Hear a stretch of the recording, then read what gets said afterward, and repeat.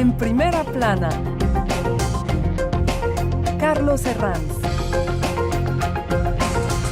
Bienvenidos en Primera Plana, un programa de Radio Francia Internacional y de France 24. Esta semana ponemos el foco en los 10 años que se cumplen de los atentados del 13 de noviembre en París y todos los homenajes que se acaban de celebrar en la ciudad. Nos acompañan para analizarlo 4 invitados en este estudio que ya les presentamos. Florencia Ángeles, corresponsal de la W Radio aquí en Francia. Bienvenida. Para estar aquí, gracias. Rafael Proust, periodista del diario La Opinión. Bienvenido. ¿Qué tal, Carlos? Buenos días. Marine de la Massonnier, compañera de RFI, que estuvo cubriendo los juicios por el 13N. Bienvenida. Gracias.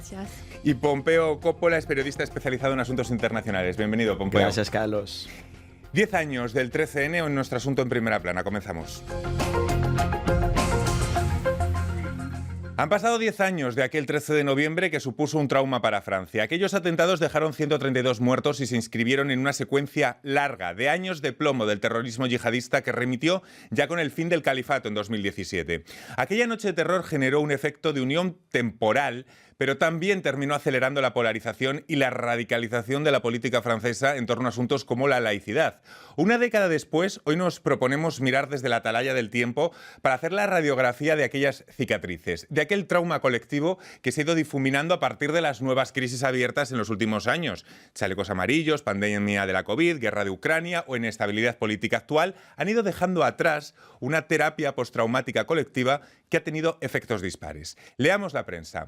West France, un homenaje desgarrador, el celebrado con motivo de estos 10 años y la fotografía de la ceremonia en el nuevo Jardín 13N en el centro de París. La Croix, 10 años después, los supervivientes siguen reconstruyéndose y ayudándose mutuamente.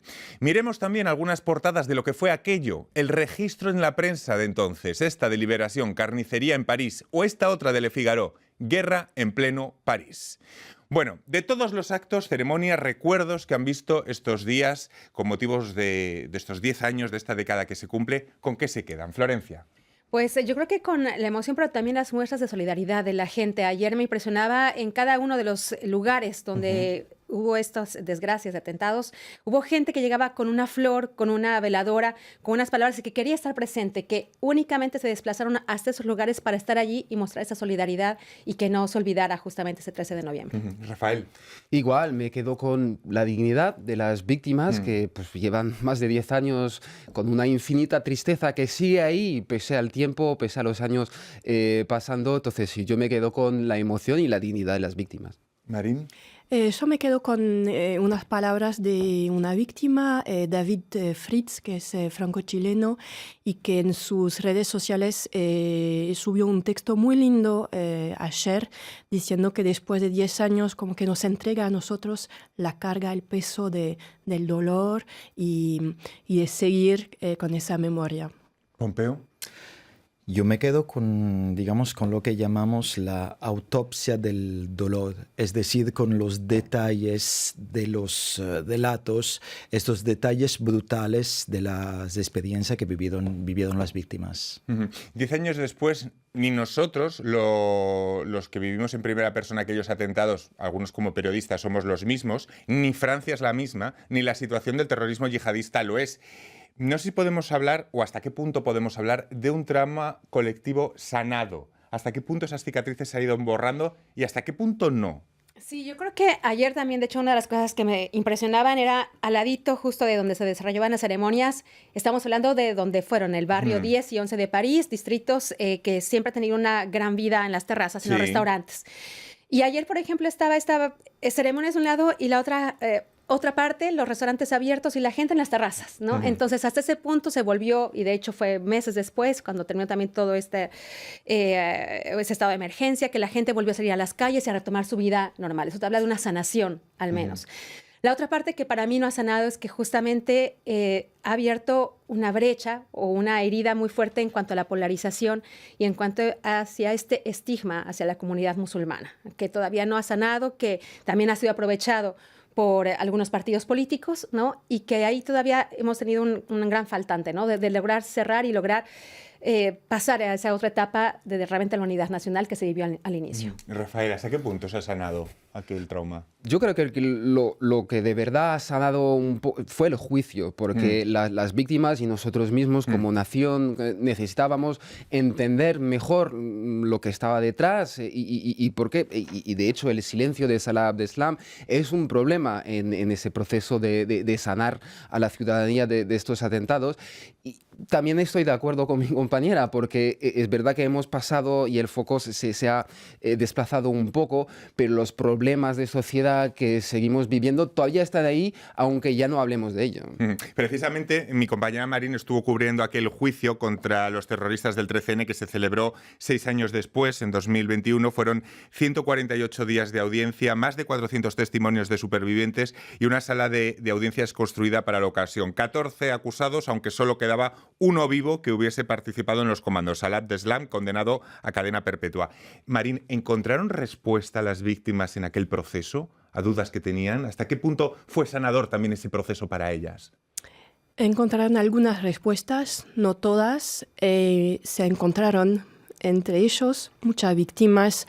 Estaban solas antes y en esa sala de audiencia nacieron muchas amistades, que puede parecer un poco extraño porque no es un lugar, es el lugar de la justicia, pero es la primera vez que en Francia por lo menos se dio tanta importancia a las víctimas, que tuvieron mucho tiempo para hablar, que contaban su 13 de noviembre y podían hablar una hora y media. O sea, el presidente del tribunal le daba todo el tiempo que necesitaba y hablaron en dos tandas. Hubo una primera tanda de los que desde el principio ya sabían que querían hablar y después al ver cómo funcionaba, que les hacía bien, hubo otras víctimas que pidieron hablar. Entonces era mayo, no me acuerdo, pero en una segunda vuelta hubo otra vez víctimas que tomaron la palabra. Y eso de poder hablar, que la gente los escuche y después estar juntos. Nacieron amistades y muchos dicen que eso fue como súper importante, que no se lo esperaba y que los ayudó a sentirse mejor. Claro, es que están las víctimas. Hay muchas posiciones. Una de las asociaciones nacidas tras el 13N ha querido disolverse para pasar página, coincidiendo con este aniversario. Hay otras víctimas que están aterradas justo por lo contrario, por el fantasma del olvido. No sé, la gestión de la memoria es lo que más preocupa a las víctimas y a las asociaciones. ¿Cómo podemos gestionar esa memoria, Pompeo? Y dar cabida a una posición y a su contraria, ¿no? Carlos, esa es una pregunta muy difícil porque tiene que ver con la experiencia propia de cada ser humano. ¿Cómo reacciona cada persona ante un luto, ante una adversidad de la vida? No hay un manual. Cada persona lo vive de manera diferente según sus propios métodos y sus propios recursos. Entonces es muy difícil juzgar en un sentido o en el otro. Sí. Hay que saber que son dos asociaciones distintas. Porque Life for Paris son los que estuvieron heridos, y cuando la otra asociación son gente familiares que perdieron a un ser querido. Entonces no es exactamente lo mismo ser víctima y familiar. Sí, Florencia. Y que también, yo creo que por eso ayudó también esta inauguración ayer del jardín. Es cierto que ya había placas, en cada uno de los lugares donde hubo los atentados hay una placa donde se recuerda el ataque, y en cada ceremonia se han leído también importantes los nombres de las personas que ahí fallecieron. Ahora esos nombres que se leen ahora ya están inscritos en este jardín de la memoria que se inauguró el día de ayer y que está en un lugar central de París. El Hotel de Ville al lado está. Entonces creo que también eso ayuda justamente a que no se olvide, que permanezca y que realmente puedan las personas todavía querer honrar esa memoria de las víctimas en esos lugares y afuera, ¿no? Totalmente de acuerdo. Esto es algo que le corresponde a cada individual, es una reacción personal y no nos corresponde a nosotros, que no hemos vivido directa ni indirectamente, no hemos tenido que sufrir las consecuencias de estos atentados. Yo añadiría que también, pues como dijo la alcaldesa de París ayer, pues estos ataques fueron también políticos y ahí está la reacción individual, pero también la reacción del Estado y de los oficiales como representantes de la nación, y ahí sí es importante subrayar que Francia no cedió ante el terrorismo en 2015. 2015 fue el gran año negro del terrorismo yihadista en Francia. Arrancó en enero con el atentado al semanario satírico Charlie Hebdo. En noviembre, los atentados de París, 132 muertos. Y recordemos el atentado de Niza al año siguiente, ya en 2016, donde 86 víctimas mortales fueron atropelladas por un camión. Los años de plomo de aquella ola terrorista fueron templándose ya con Macron en el Elíseo a partir de 2017 con el fin del califato del Estado Islámico. La pregunta es, ¿se podrían repetir a día de hoy atentados con las mismas características? ¿Qué piensan? Yo creo que no. A ver, las mismas no. El riesgo cero también es cierto que no existe. Yo no puedo Este año ponerla... se han abortado de momento seis atentados en lo que llevamos de año. Que quiere decir que sí hay finalmente proyectos. Entonces, que hay gente que lo intenta repetir. E insisto, no hay el riesgo cero no existe y se podría hacer. Se ve muy difícil debido justamente a todo lo que se hizo legalmente después de los atentados, todo el proceso institucional, los servicios de inteligencia que están trabajando de otra manera, las leyes que ya están puestas en marcha desde el 2017, que se aprobó una, y después 2021. Entonces ha habido un arsenal legislativo y también el mismo, como lo has dicho también, el califato ha perdido fuerza, digamos, ya no es lo mismo de las personas que van a entrenarse, ¿no? Ahora buscan sobre todo gente en Europa, hablando de Europa, y si no también es a través de las redes sociales. Y ahora también lo decían el procurador de París, lo decían los de servicios de inteligencia, es ahora también una manera vía TikTok, vía las redes sociales en general, vía juegos de video, donde se intenta también cooptar a jóvenes, porque ahí también la mayoría de los detenidos han sido jóvenes. Muy jóvenes. 70% menos de 21 años. 21 años. Sí. Y hay menores, incluso menores de 15 y 16 años. Rafael. Sí, claro, estoy de acuerdo, porque el yihadismo en Occidente y fuera de Occidente lleva 40 años, entonces no veo por qué desaparecería de la noche a la mañana. Lo que sí es cierto es que en la época en la que los grupos yihadistas gozaban de santuarios en el extranjero, épocas en las que podían preparar y llevar a cabo pues, grandes atentados criminales de este tamaño, esa época ya, pues, ya ha pasado porque, bueno, y esperamos que la situación en Siria y quizá con mucha prudencia el restablecimiento de cierta forma de estabilidad política ahí podría ayudar, pero es lo que dice mi compañera, ¿no? Que ahora el hecho de que ya no haya santuario, de que ya no se pueda llevar a cabo operaciones de tal tamaño desde el extranjero, tampoco significa que estemos a salvo de, pues eso, de radicalizaciones por redes sociales o simplemente pues, los llamados lobos solitarios que siempre pueden aparecer. Sí, sí, Popeo. La principal característica de los atentados de 2015 era que eran atentados organizados en el extranjero. Y ahora, como dice el fiscal nacional antiterrorista Olivier Christen, el problema es que vivimos una amenaza endógena, es decir, una amenaza que viene del interior del país y está, digamos, relacionada con personas que se radicalizan al interior del propio territorio. Vamos a profundizar en esas causas, va a ser a vuelta de pausa aquí en Primera Plana. Hasta ahora.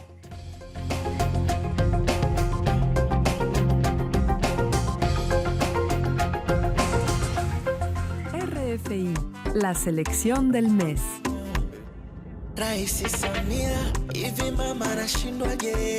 Harmonize.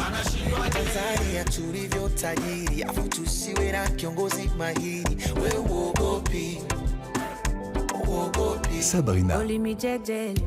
Jagally do me something they never do before. Where they trigger me, mon bébé, chérie, oh mi amor. Holy me jagally. Los Eclipses.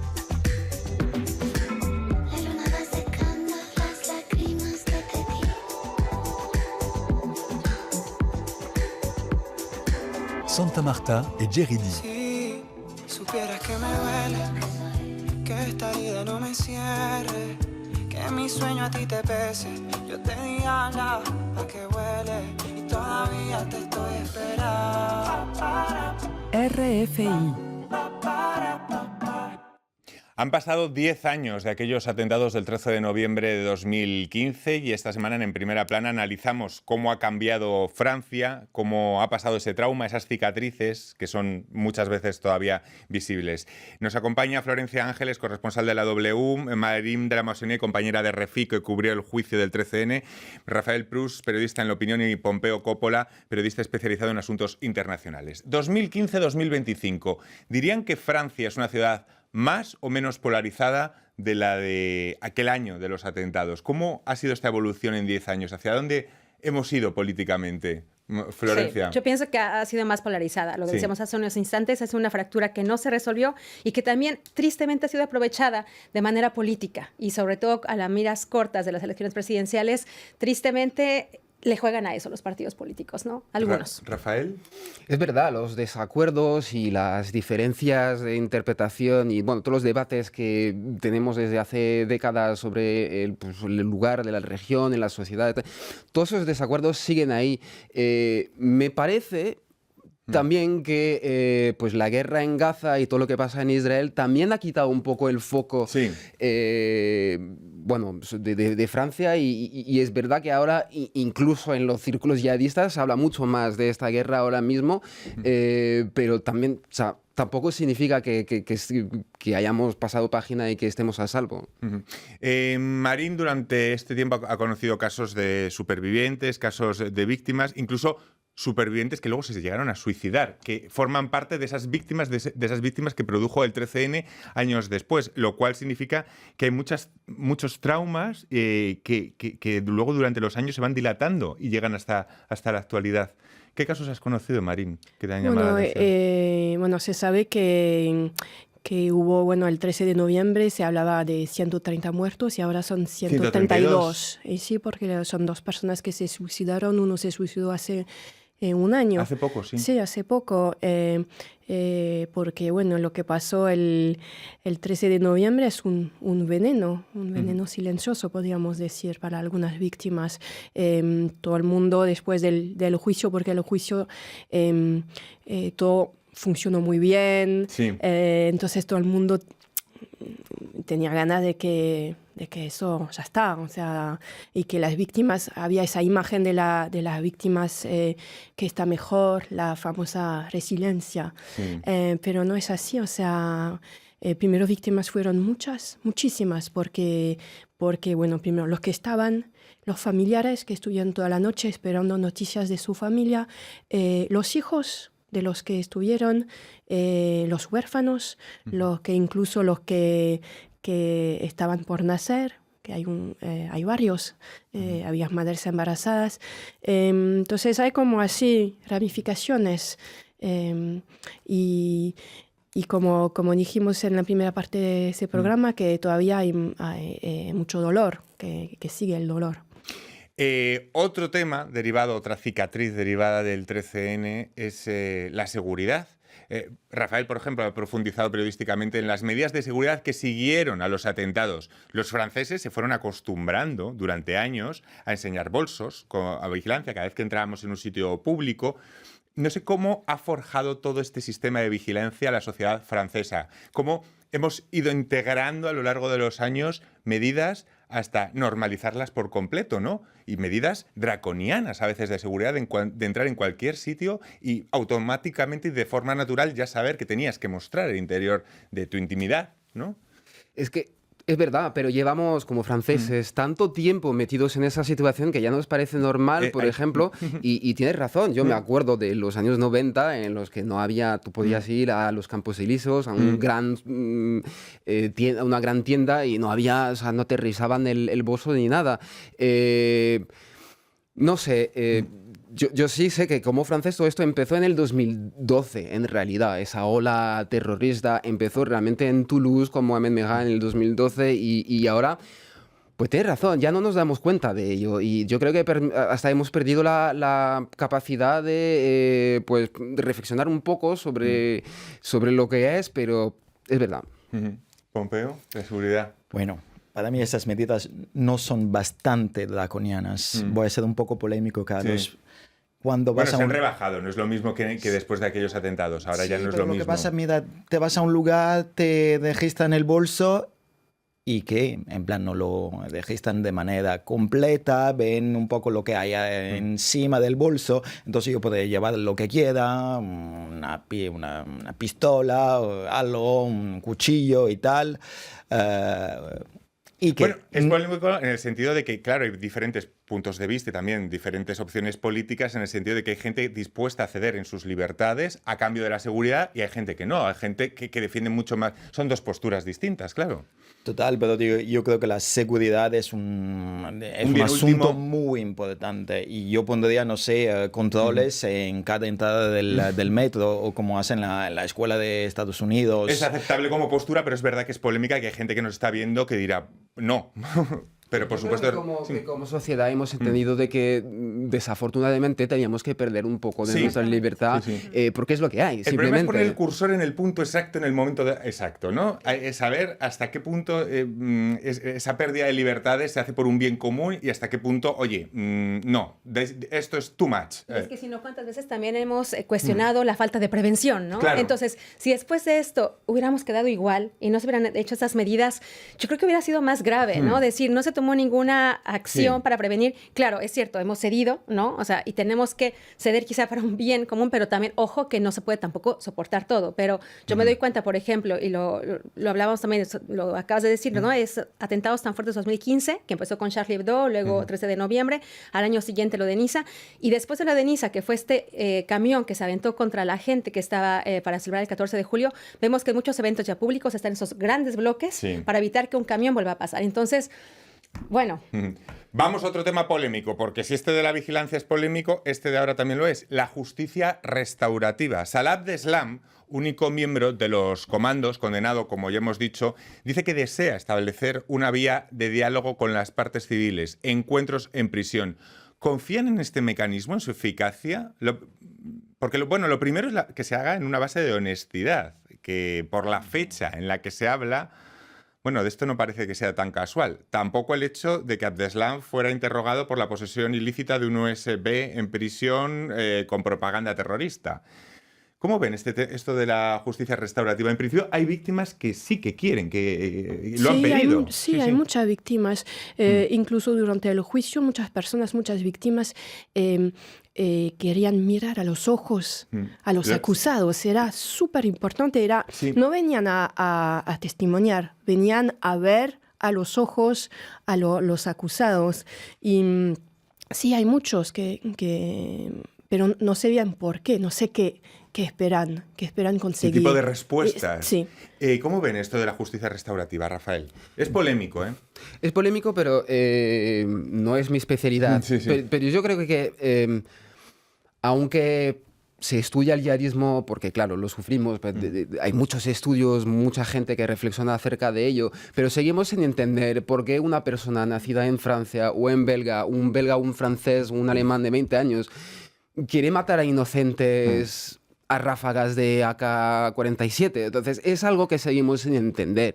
Entendemos el yihadismo, la política que hay detrás, relaciones internacionales, pero las motivaciones personales que llevan a alguien a matar a sus propios conciudadanos, eso es algo que seguimos sin entender y yo creo que la justicia puede ayudar en ello. Sí, ahí también hay que, bueno, lo decíamos, igual de las víctimas, cada una es diferente, ¿no? Claro. Y hay que entenderse. Hay víctimas que requieren y que quieren esa justicia restaurativa, ese encuentro con Salah Abdeslam, que es el único sobreviviente del comando terrorista, pero hay otras que están un poco dudando si realmente va a ser o no una manera de él decir, a ver, yo me estoy poniendo a disposición de las víctimas y si ellas no quieren venir, ya no es mi culpa, es la de ellas de que no quisieron sanar esa herida, ¿sabes? Entonces también puede ser desviado de esa manera, lo que alertan a las mismas víctimas. Hay que explicar que la justicia restaurativa no suplanta la justicia ordinaria, que quede claro que no son vías suplementarias. Perdón, pero hay que agregar que la justicia restaurativa supuestamente es entre una víctima,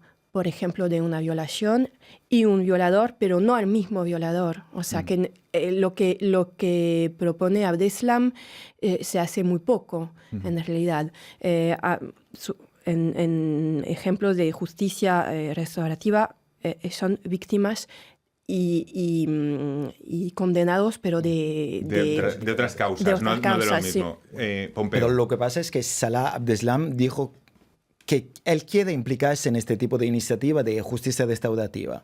Pero yo personalmente comparto digamos, la reflexión que hizo Samia Maktouf, que es una de las abogadas de las víctimas, que dijo que él no es elegible. ¿Por qué razón? Porque nunca se ha arrepentido.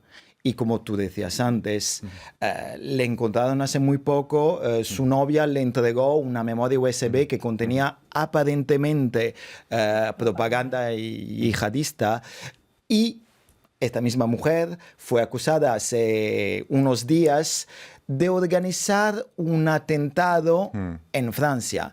Y entonces me parece que todo esto demuestra que Salah Abdeslam está muy lejos de lo que puede ser. De esa honestidad. Además, más la fecha. Sí. ¿Por qué proponer eso ahora? Él entiendo que se escuda en que el cinturón, él decía que se arrepiente en el último minuto y por eso no le estalla el cinturón, pero dentro del juicio se llegó a probar que falló. No es que él se arrepintiera, sino que falló. Sí, ahí está la clave, yo creo, de lo de la justicia restaurativa. Es que había un marco para ello, había un espacio y era el juicio. O sea, él como tenía todas las oportunidades de explicarse y no lo hizo, y ahora propone explicar.